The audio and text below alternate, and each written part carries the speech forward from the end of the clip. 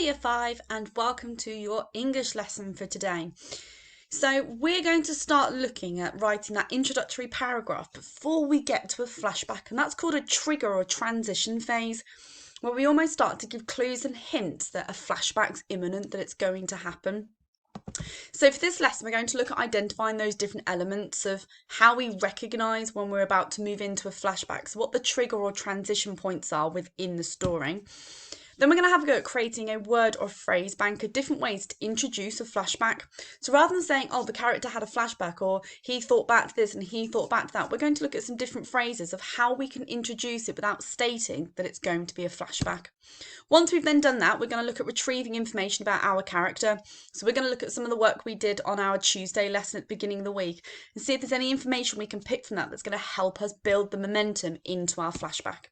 And at the end of it, you're going to have a go at writing your own paragraph with those leading transitions in before we get to the flashback part of our story. So what you should have in front of you is you should have a copy of this piece of script. What I want you to do is just pause the video and just have a quick read of it. Okay, so what we're going to do is we're going to see if we can identify in here which parts of this extract here hints that we're about to go into a flashback. So this is the introductory paragraph where Millie's woken up and she's experienced this dream or this premonition or something that she's had, and she's giving away little clues before she actually then goes back into the flashback and replays the memory. So if we have a look through this, as Millie slowly woke, she experienced the unusual few seconds of adjusting her eyes to the light, wondering what day it was and whether she had to go to school. As the grogginess began to ease, she reasoned that it was Saturday and let out a sigh of relief. Don't we all? Then, with a startling clarity, she remembered it. Okay, so now we've got that first hint that we're about to replay a memory. She's going to explain or reintroduce a memory that she's had, potentially even a dream that she's had that night before. Her heart started to pound against her chest like a drum. Now fully alert, her brain burst with the crystal clear memories of the events from last night. So now we've got another clue that we're now reminiscing. We're going back to thinking about something that happened last night. So obviously we know that we're now reminiscing about a flashback, and it's going to be a flashback because we're talking about something that's happened in the past. You can only have a flashback if it's something related to the past. So obviously because we're flashing backwards into the past, obviously it's got to be something that's already happened. Now she looked into the corner and saw the large wooden trunk. It was still covered. So it said it was still covered in the hastily placed pile of books. So when we say it's still covered, again, we've got like another hint here of almost a clue that's going to trigger something in her head that's going to send her back into this flashback, because that's usually what happens. You're triggered by something. Could be a smell, could be something that someone says. When we have like deja vu, it might be someone said something. We think, oh my goodness, I remember that. It could be a photo, it could be something someone says, it could be an item of clothing, could be a colour. Anything could be a trigger. Now for her, that pile of books has been a trigger for her. Because then she says, shaking, Millie began to recall what had happened. So here we've got the words remembered, we've got memories, we've got the word recall. So we've got all those little words that are linking to this idea of flashing back to a memory without actually saying she's about to have a flashback. And then we have that introductory sentence. It all started like any other normal evening at home with the family. And that ... that ellipsis at the end almost adds that suspense, but that's leading into the description that we'd get in the next paragraph about what happened the night before. So we'd almost go back to it being in like the present tense rather than redescribing it in the past tense. So that's just an idea of different ways that we can introduce the beginning of a flashback. So this is looking at the trigger points and how we start to transition, so move into thinking from the current time and going back in the past.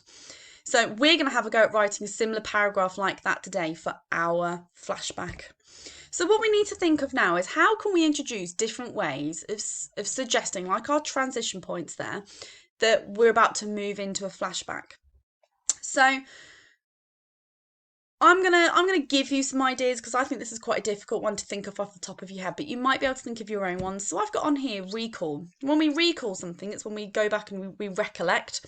We go back and we rethink about something that we've done. So because it's a recall, that suffix there that prefix, sorry, of the recall means to go and do something again. So we're going to go back and think about what's already happened and try to remember it. We've then got recollect. So it's a bit like recollecting and recall. That's where you go back and you collect those thoughts and memories and you think about them all over again. The memories became clearer. Now, obviously, for me, it's the word memories there. We know that memories are where you remember something that's stored in your mind and in your long-term memory, but for something that's happened already. So when you're thinking about something that's happened in the past, it's a memory. It's something that you are remembering, something you're pulling back out from your long-term memory storage and recalling and recollecting in the present tense today. And then you got life flashed before my eyes. Now, if any of you have seen Chicken Run, this may be well beyond some of your years, but I used to love watching Chicken Run. There's a chicken called Babs, and she thought that she was going to be killed. And she has a tape measure wrapped around her waist, and she starts praying. And what it is that the lady who runs the chicken farm is actually measuring her up because she's a really fat chicken, and she's going to make chicken pies. And she obviously wants them all fed up, and she falls back and she, oh, my life flashed before my eyes. And when your life flashes before your eyes, it's when you're in that instinctive moment where you're in a fight or flight situation. Now, when we say something is a fight or flight, you have the hormone systems that work through your body where you either flight, so you run away from a situation that you don't like, or you fight, and that's where you stay there and you beat it. And it's that idea of that flight or fight response. Do you deal with it head on or do you run away from it? And for her, because she was in that kind of situation, she didn't know what was going to happen, that fight or flight thing, her whole life flashed before her eyes. And it's almost like her flashing back everything that's happened or potentially everything she might miss out on in the future. So when your life flashed before your eyes, that's when you sit there and everything that you've ever experienced just comes flooding back to you. And you almost zone out from the present day and you're almost replaying that kind of movie of your own life in your head. Obviously, we've got the word remembered. That's an easy one on there. It all came flooding back. You imagine a flood. A flood is like a huge intake of water that just comes crashing through. And it comes through with speed. A flood does. And it can be quite overwhelming and it causes a lot of damage. But in this respect, when memories all come flooding back, it's where they all come back at once. And it comes back quickly. And it can be a little bit overwhelming for your brain. And then we've got to reminisce. As reminisce is almost to think and enjoy memories. But you can reminisce about... So people might say, oh yes, we're reminiscing about the old days. So I might sit with my mum and dad and go through baby photos. And it might just be reminiscing about how beautiful and amazing and how cute and adorable I was as a baby. Which I'd like to say was true, but unfortunately not. I was a very fat, very ugly looking baby. Obviously everything's improved since then. So that idea of reminiscing is to go back and sort of think about the good times or think about all of the times from your life. So those are just some different ideas of how we could introduce thinking about previous memories. So these are like our trigger sentences, our trigger and transition phrases that we can use in our writing to introduce the flashback. So this is my example of the writing, the character description of the gentleman that I did on Tuesday. Now, you all had a copy of this at home, but I think you all should have written your own character description.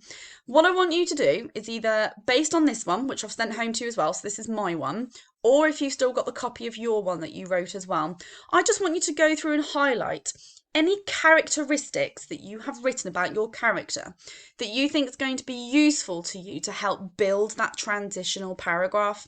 Now, I've written a modelled write based on this original character description, but I've changed bits where I've had to add the transition points into it. So I'm going to sit and highlight what I think was important from my character description. If you've got a copy of yours at home, do it for your own one. If not, you should have a copy of mine with you as well. And you can highlight the key skills on there as well. So just pause the video and give yourself 5 minutes and just highlight some key characteristics that you think that we can use to describe our character and lead into that transition of our flashback. So pause the video and have a go. Okay, so I've highlighted sitting silently and alone. So usually when you're thinking about something, you're usually in your own head, in your own space and in your own time. But he's allowed himself to be drawn deep into thought as he mused about times ago. So this goes back to that word of reminiscing. He's sitting there and he's thinking about his life and what's happened. Here I've then got that he was playing the piano keys with the same grace and skill he used for many years. So obviously I'm now playing on the fact that he's now very old. And that idea of being old is going to link back to him having such a long history to almost flash back to. And then I went on and said here, the memories of over the 80 years spilled from his fingertips and welled in his pale green eyes. So I've used the idea of the memories there and life spilling. So that was a bit like flooding. It spills. It all just suddenly comes out. And that memories come from his fingertips. So the trigger for him is the piano song that he's playing, and that has triggered all these memories in his head because it's something that's linked to that piano song. So that piano song has triggered something off in him. And I then also linked it to emotions as well. So I got there that they welled in his pale green eyes, grey eyes. So when something wells, that's when your tears fill up in your eyes. And then put here, the moments of his life danced in time to the gentle music. So we've got the moments of his life. So again, that's linking back to that transition point of him thinking back to different parts of his history. And then here I put the idea of his vest. Now his khaki vest was beginning to show its age, so linking back to the old element of him here. Thinning and gently fading with slight signs of wear from the past. So again, I'm linking to previous history. So this is another transition point of thinking that we're now going to be going back to some point in his past. And then I put here that he had hinted at the happy memories the music invoked. So when we invoke something, that's when we trigger something. And obviously the music has triggered some of those happy memories, but also some of those sad memories from back in his past. So I think those skills that I'd written in there originally, I think are going to be able to help us with my writing today. So what I want you to do is I want you to pause this video. So this will be the end of this video, so we can then move on to the second part. I want you to have a go at filling out this sheet based on your character description. So I want you to pinpoint some of the skills that you've used or some of the sentences. And I want you to see if you can have a go at writing some of these sentences. Now, if you can't think of sentences off the top of your head, what I might do is I might just bullet point some of the ideas that answer these questions. So think about the man's body language. He was hunched, he was slumped. Think about how he sits. He was sat silently. He was sat alone. What was he looking at? Well, he was looking at the piano keys. What was he doing? He was playing the piano. And I might just bullet point those ideas down in those boxes. So pause the video and go back and look at your model example or my model example and see if you can bullet point some ideas down that's going to help you with the sentences. And then we can watch the second part of the video where we're going to model some examples together. Okay, so pause the video and have a go.